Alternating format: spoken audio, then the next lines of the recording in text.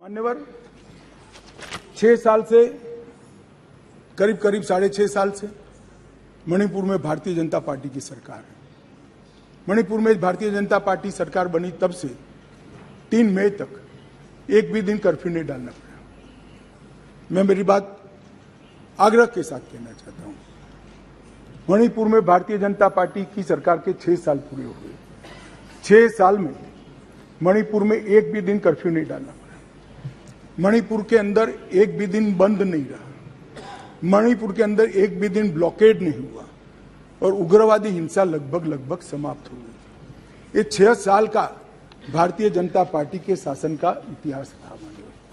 2021 में हमारे देश की पड़ोस में म्यांमार में सत्ता परिवर्तन हुआ और म्यांमार में वहां पर मिलिट्री का शासन आया, डेमोक्रेटिक सरकार गिर गई और वहां पर एक कुकी डेमोक्रेटिक फ्रंट है, इसने लोकतंत्र के लिए आंदोलन चालू करा। जब कुकी डेमोक्रेटिक फ्रंट ने लोकतंत्र के लिए आंदोलन चालू करा, वहां की मिलिट्री शासन ने इन पर कड़ाई करना शुरू की, दबिश बनाना शुरू की और चूंकि म्यांमार की बॉर्डर फ्री बॉर्डर है मान्यवर, वहां फेंसिंग नहीं है और आज से नहीं, आजाद हुए तब से नहीं है, फेंसिंग नहीं है। तो बहुत बड़ी मात्रा में मिजोरम और मणिपुर के अंदर कुकी भाइयों का वहां शरणार्थी नाते यहां आना शुरू हुआ। मैं इसलिए कहना चाहता हूं मान्यवर, क्योंकि उनका झगड़ा मणिपुर की मिलिट्री से था और दबिश शुरू हुई इसलिए आया। अरे म्यांमार की मिलिट्री से था और दबिश शुरू हुई इसलिए वो यहां पर आए। मान्यवर, हजारों की संख्या में कुकीज आदिवासी भाई यहां आना शुरू हो गए और परिवार बसने लगे। कहां बसेंगे? तो जंगल में बसने लगे और एक प्रकार से मणिपुर के बाकी हिस्सों में एक असुरक्षा की भावना हुई कि हमारी जनसांख्यिकी बदल जाएगी। हमने उसको देखा। उसी वक्त मान्यवर हमने गृह मंत्रालय में 2022 में निर्णय किया कि अब ये बॉर्डर को खुला नहीं कर सकते, बॉर्डर बनानी पड़ेगी, फेंसिंग करनी पड़ेगी। हमने 10 किलोमीटर फेंसिंग पूरी कर दी है, 60 किलोमीटर का काम चालू है और 600 किलोमीटर का सर्वे चालू है। आपने 2014 तक कभी फेंसिंग नहीं की। हमने दूरंदेशी से 30 में दंगे हुए, 21 में ही फेंसिंग का काम शुरू कर दिया था। 10 किलोमीटर ट्रायल फेंसिंग बन चुकी है, 60 किलोमीटर का काम चालू है और 600 किलोमीटर का सर्वे बाकी, जिससे ये घुसपैठ को रोका जा सके। फिर एक अनरेस्ट खड़ा होने लगा क्योंकि वहां जनसांख्यिकी बहुत निर्णायक होती है मान्यवर। घाटी में कुकी भाई रहते हैं, पहाड़ पर ट्राइबल भाई रहते हैं, तो उनके घाटी में मतई रहते हैं और पहाड़ पर कुकी और नागा ट्राइबल भाई रहते हैं। तो एक जनसांख्यिकी के बदलाव का बड़ा दबाव रहता है कि हमारी संख्या, हम अल्पमत में आ जाएंगे।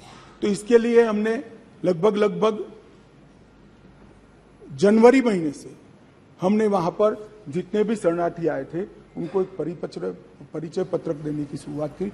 उनका थंब इंप्रेशन लिया, आई इंप्रेशन लिया और थंब इंप्रेशन और आई इंप्रेशन को वोटर लिस्ट और आधार कार्ड के नेगेटिव लिस्ट में डालने का काम किया।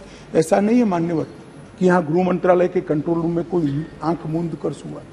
2023 में दंगा हुआ, 21 में हमने फेंसिंग चालू करी, 22 में हमने फेंसिंग चालू करी और 23 की शुरुआत में हमने थंब इंप्रेशन और आई इंप्रेशन लेने की शुरुआत की और उसको भारत के वोटर लिस्ट और आधार के नेगेटिव लिस्ट में डालने की।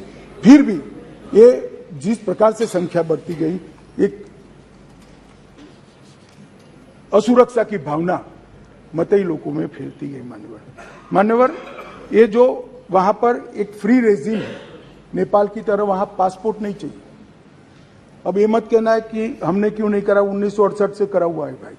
1968 से एक समझौता है भारत और ब्रह्मदेश की सरकारों के बीच में कि बॉर्डर के 40 किलोमीटर से जो अंदर आएगा या यहां से 40 किलोमीटर से बाहर उसको पासपोर्ट नहीं चाहिए। ये समझौता है, किसी को रोकना भी असंभव था। और इतने हजारों किलोमीटर की बॉर्डर में बाढ़ भी नहीं लगी थी, फेंसिंग भी नहीं थी, तो संख्या बढ़ती गई और असुरक्षा बढ़ती गई। इतने में एक अफवाह फैल गई 29 तारीख अप्रैल को कि 58 ये वसाहतें जो थी शरणार्थियों की, उसको गांव घोषित कर दिया गया।